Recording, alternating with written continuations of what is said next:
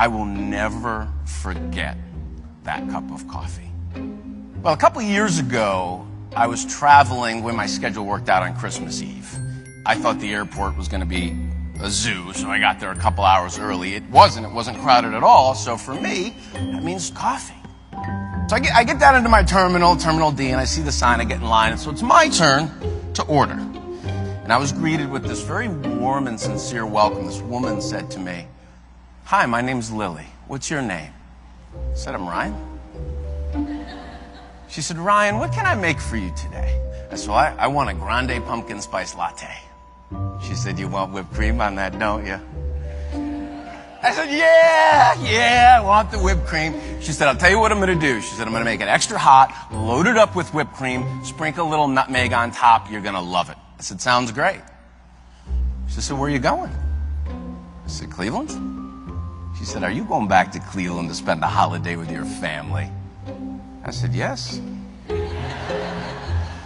Now, at this point, I start looking around for the camera, right? I mean, I'm trying to get a latte. So I move down the line, and the conversation continues, and she's funny. She's asking me questions about my family and our holiday traditions.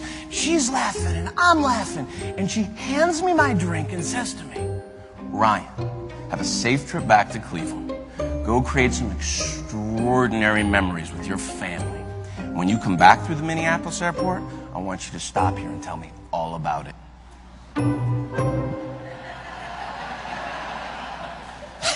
As I get my drink, I start walking away, and I stop and I look back at this woman, and I think to myself, it's Christmas Eve. Most people would rather be anywhere else in the world than serving coffee in an airport. Not her. It was like she was meant to be there. And I couldn't help myself. I had to go back. So I did. I walked back and I said, "Excuse me, Lily." And she jumps around. "Ryan, is everything okay with the latte?" I said, "No." I said, "The latte is perfect. I just had to come back and ask you, what is your secret to making such meaningful connections over serving coffee?" Well, she corrected me. She said, "Ryan, I'm not serving coffee. I'm pouring happiness into people's lives." I said, "You're pouring what?" She wants to be happy in her life. She wants to be around happy people. So she chooses, even on Christmas Eve, to smile, to have fun, to help people, to just be happy.